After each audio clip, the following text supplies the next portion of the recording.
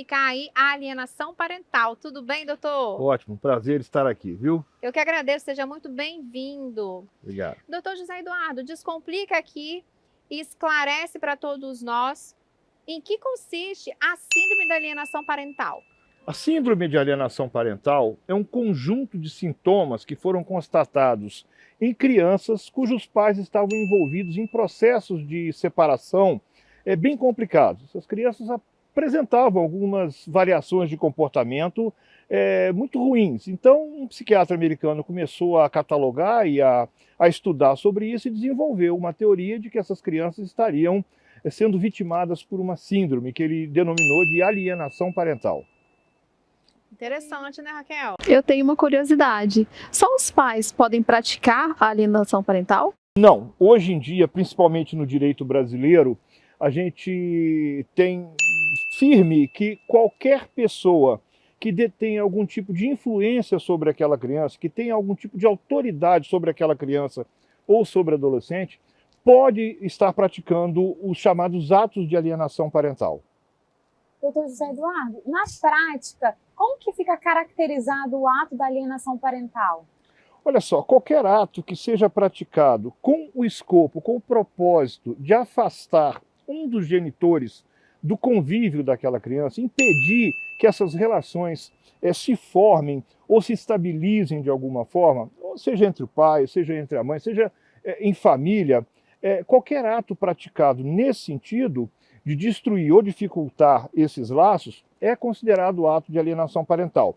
A nossa legislação dá alguns exemplos, mas esses exemplos não são únicos. Você pode ter outros atos de alienação parental, desde que o propósito dessa maldade que é feita contra as crianças e adolescentes seja afastar ou dificultar ou romper esses laços tão importantes para o desenvolvimento das crianças. Doutor José Eduardo, quem pode ser a vítima da alienação? Pois é, ao contrário do que muita gente pensa, a vítima de alienação parental não é nem o pai, nem a mãe. A vítima da alienação parental é a própria criança ou adolescente. E por que é a criança ou adolescente a vítima dessa maldade que é praticada por alguém? É porque são essas crianças, esses adolescentes, que vão sofrer para o resto de suas vidas as consequências desses atos. Como é que vão sofrer as consequências desses atos? Vão sofrer, por exemplo, tendo uma dificuldade de formar a própria identidade. Note bem, se eu acredito a vida inteira que meu pai é um monstro, não sendo um monstro de verdade, claro que eu vou formar uma ideia dele e consequentemente, a meu respeito, falsa, baseada em premissas falsas. Já pararam para pensar como é que pode isso causar, o que isso pode causar na cabecinha dessas crianças que normalmente estão em formação? É uma maldade que se faz, e é por isso que a lei de alienação parental prevê como direito fundamental da criança e do adolescente, prevê que a alienação parental, os atos de alienação parental, violam direito fundamental da criança e do adolescente, que é o direito humano, né, de ter um desenvolvimento sadio. É muito interessante, né? É muito interessante o que o doutor está pontuando. Na verdade, é um alerta, né, para as pessoas. Muitos pais, muitas famílias que estão em casa começam a ter indícios, começam inclusive até praticar. As pessoas, muitas famílias em casa, às vezes desconhecem que estão praticando a própria alienação, né? Acha que é uma coisa comum, por exemplo, esconder presentes, né, doutor? Ficar insistentemente ligando no momento da visitação, né, que está com o pai ou com a mãe, quando os pais são separados, insistentemente querendo saber como está o filho, aonde vai levar o filho. Isso também são indícios, né, doutor? São atos de alienação parental, por quê? Porque visam minar a autoridade do outro sobre aquela criança. É como se eu dissesse para a criança, olha, o seu pai ou a sua mãe não sabe tomar conta de você direito. Então, papai e mamãe, um apelo que eu faço, papai vai cuidar direitinho sim, mamãe vai cuidar direitinho sim. E se não estiver cuidando direitinho, se estiver colocando seu filho em risco, não tenha medo de ser acusada de alienação parental, não. Procure ajuda profissional e impeça. Criança não é feita para correr risco em hipótese alguma. E a lei de alienação parental, ao contrário também do que muita gente diz, não visa proteger ninguém, não. Visa proteger exclusivamente a criança. Então, não tenha medo. Se você desconfiar que o seu filho, sua filha, estão sendo vítimas de qualquer ato de violência, denuncie, procure um advogado, procure escutar essa criança por meio de laudos psicológicos, procure buscar informações e não tenha medo de proteger o seu filho. O direito não vai proteger quem quer mal ao seu filho, não. Exatamente. Perfeito. Zé Du, e me diga uma coisa, de tudo que foi dito, o genitor, que ele vem sendo impedido de viver essa relação harmônica com seu filho, o que ele pode fazer? Quais são as providências legais que ele pode tomar? É interessante essa pergunta. Tem uma série de medidas. Eu sempre gosto de responder assim, olha, busque o diálogo com o outro genitor. Se a conjugalidade foi desfeita de uma forma ruim, traumática, lembre o seguinte, a conjugalidade pode se extinguir, a parentalidade em hipótese alguma. Pai e mãe não têm o direito de não se conversar a respeito dos filhos, não. Esse direito papai e mamãe não têm, não. Eles podem não querer conversar a respeito da conjugalidade, das coisas de homem e mulher, né? Ou da conjugalidade num sentido mais amplo. Agora, se essa conversa não funcionar, busque um mediador que é capaz de colocar vocês num ambiente seguro para que possa restabelecer a comunicação. Se não funcionar, procure o judiciário, procure um advogado de sua confiança e, se for o caso, esse advogado vai ajuizar até uma ação declaratória de alienação parental que pode trazer consequências bastante significativas, né, vamos dizer assim. Tá? Entendi. Doutor, surgiu uma dúvida. Quando o juiz vai decidir se há ou não, né, alienação parental num processo, ele olha só as provas que aquele pai ou aquela mãe levou para o processo para decidir, ou ele chama outros profissionais para decidirem junto com ele se há ou não se está acontecendo ou não alienação parental?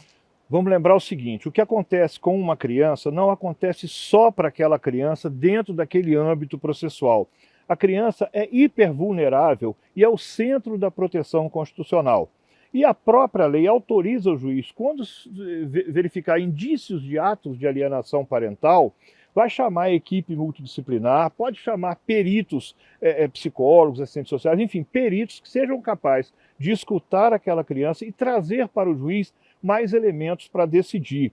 E decidir o quê? Decidir que providências serão tomadas para que esses laços que estão ameaçados não se esfacelem, não se rompam definitivamente. Viu, gente, como é importante a questão da alienação parental? Vamos para um break e já já voltamos.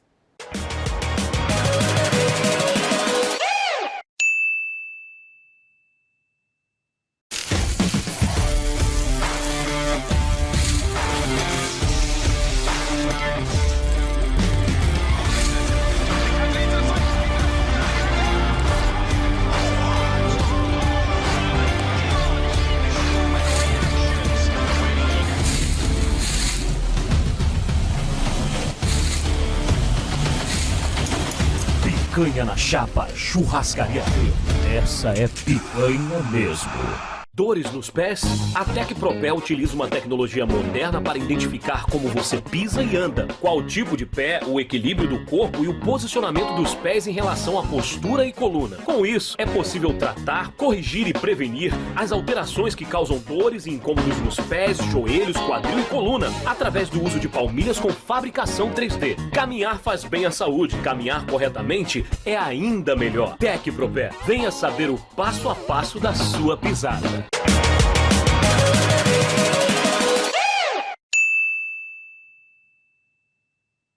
Estamos de volta com essa entrevista aqui super importante com o Dr. José Eduardo sobre a alienação parental. Então, doutor José Eduardo, constatando a alienação, o que acontece? Bom, se num processo judicial, caso o juiz constate realmente a prática de atos de alienação parental, ele pode tomar uma série de medidas para fazer com que aqueles atos cessem e pode, inclusive, punir o alienador. Punir não é o objetivo da lei. O objetivo da lei é resguardar o direito das crianças à convivência familiar. Mas o juiz, a propósito disso, pode, por exemplo, desde uma simples advertência ao alienador até a suspensão do poder familiar e até a reversão da guarda. Por exemplo, se a guarda é unilateral em favor do alienador, pode mudar para ser unilateral em favor daquele que estaria envolvido nesse processo. Enfim, uma série de medidas que não tem por objetivo final a punição. O objetivo da lei não é esse. O objetivo da lei é garantir que esse direito fundamental da criança à convivência familiar e ao desenvolvimento sadio, e que esse direito realmente se opere sem muitas intercorrências.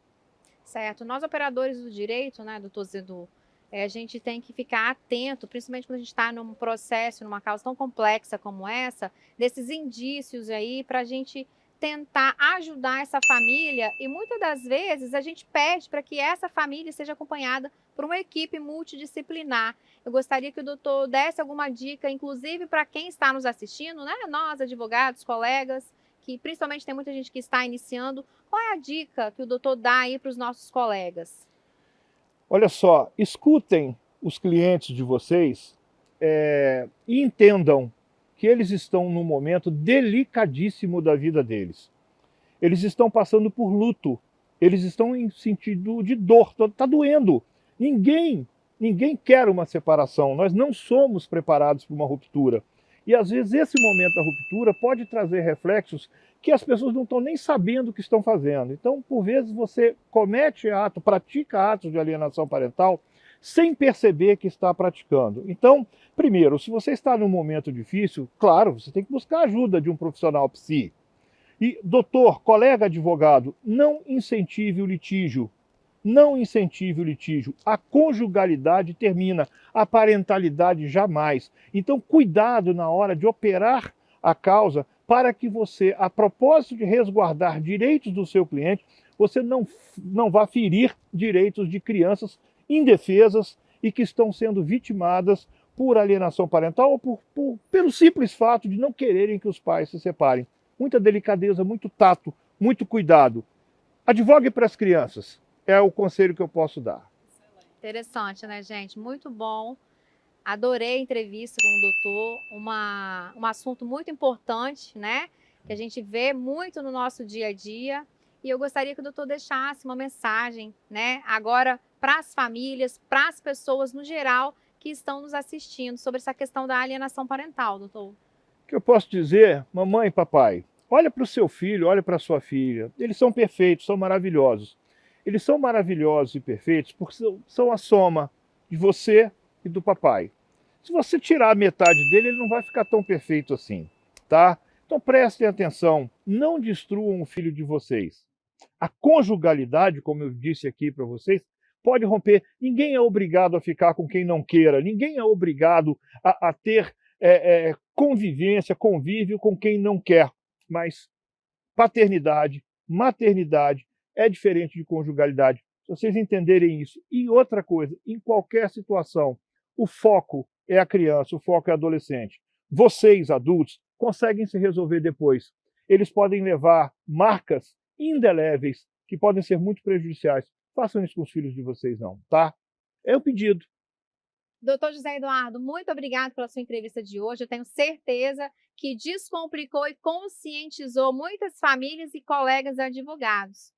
Eu é que agradeço a oportunidade de falar sobre um tema tão importante para as crianças, né? E para as famílias. Verdade. Então vamos descomplicar!